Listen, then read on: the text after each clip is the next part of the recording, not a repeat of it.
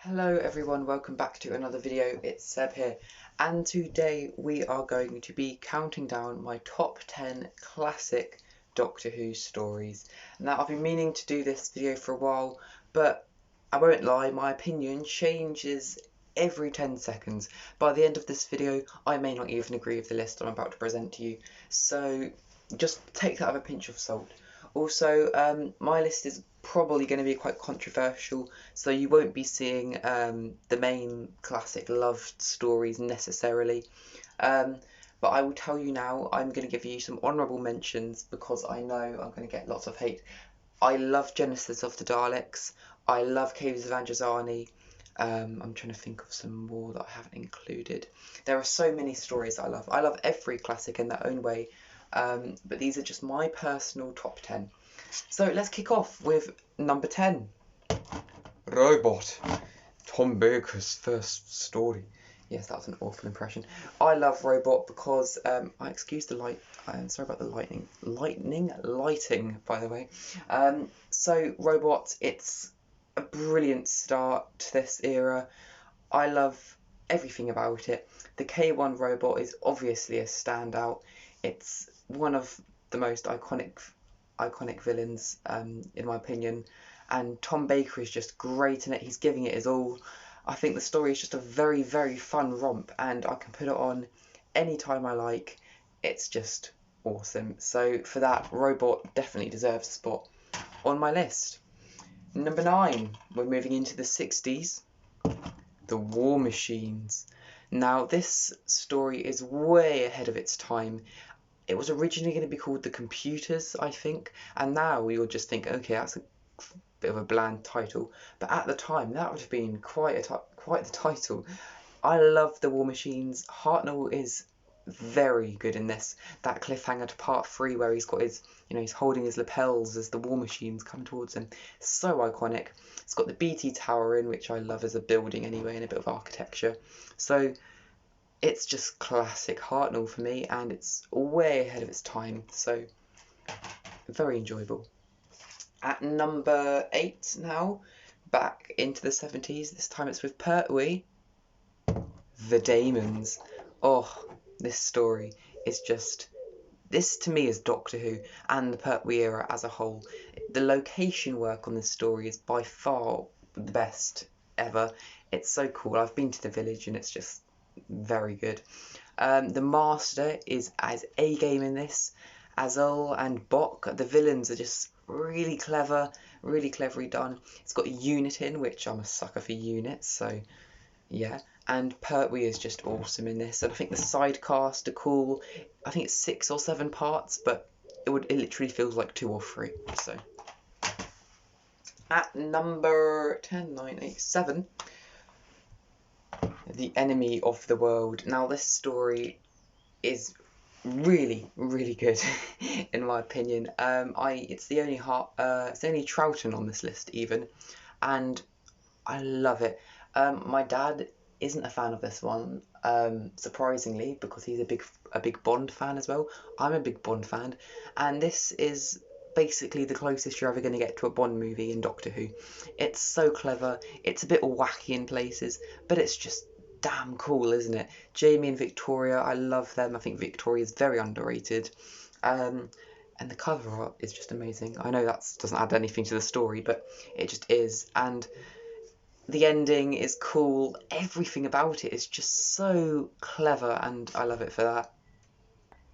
In 6th spot, we're going back to Tom Baker, and we have The Robots of Death. Now, this story to me is phenomenal. It's got such a cool concept. It's about murder mystery, which I love anyway. And the Vok robots are probably in my top 5 villains of all time.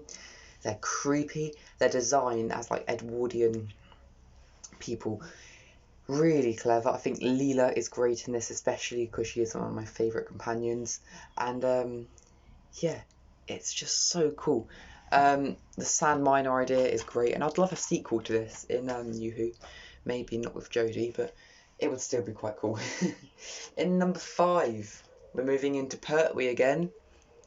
The Curse of Peladon. Now I've got this signed by Yazan Churchman, who voices Alpha Centauri, so that's if you're wondering.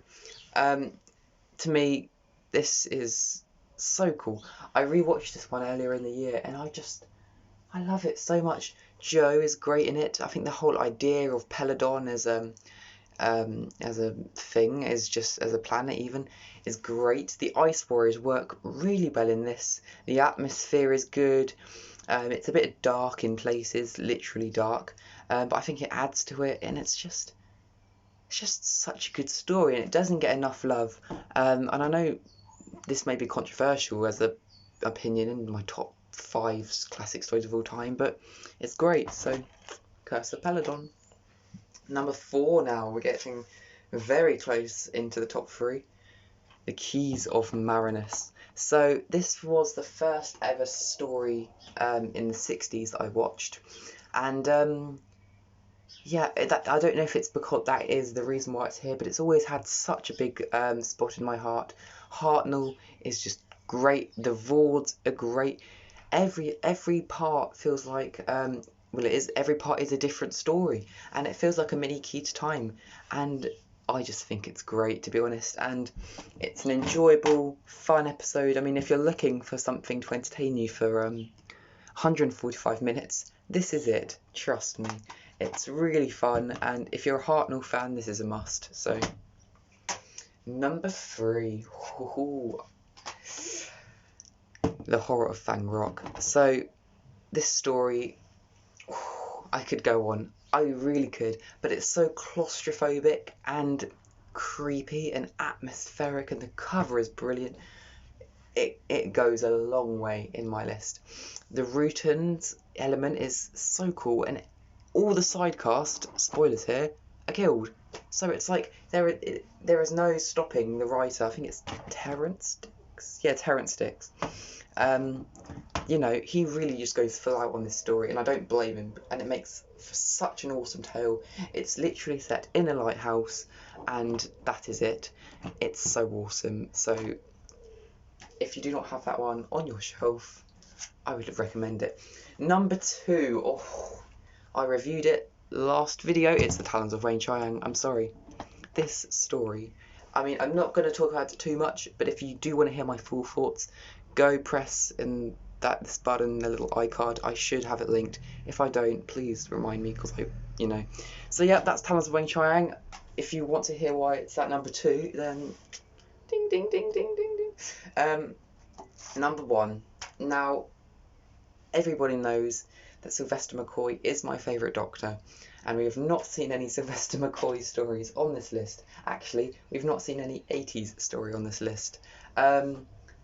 But finally, it's got to be done. The Curse of Fenwick. I'm sorry. This is my favourite Doctor Who story of all time. I watched this one as part of the season 26 Blu-ray, and my god, I forgot how much I love this story. It's just incredible. I think everyone is a standout in this story. Every single extra. So we've got Nicholas Parsons, who is so great in this story as the Vicar. I think he does an amazing job, and yeah, he is incredible. The storyline with Ace is great. Hopefully we get some character development, which is why I love Ace. The Haemovores are creepy. So creepy, and yeah, you may not understand what is going on the entire time, but I think it just makes for such an enjoyable story, in my opinion. I still do not have a great idea of what the whole mystery is about, but I don't know what it is. I love it. I absolutely adore this story. McCoy is just McCoy, isn't he? So there you go, guys. There you go. That is my top 10 Doctor Who stories. So that is it for this video, everyone. I want to thank you all very much for watching. I'd love to hear in the comments below what maybe your top 3 stories of all time are, or maybe top 5, or you know, whatever you're willing to give away. Do you agree with my list? What would you put on my list? So there we go. Thank you all very much for watching. Be sure to leave a like and subscribe, as that would really help me out a lot. We're so close to 250 now. So there we go. Thank you very much for watching, and I will see you in the next video, whenever that may be. Bye for now.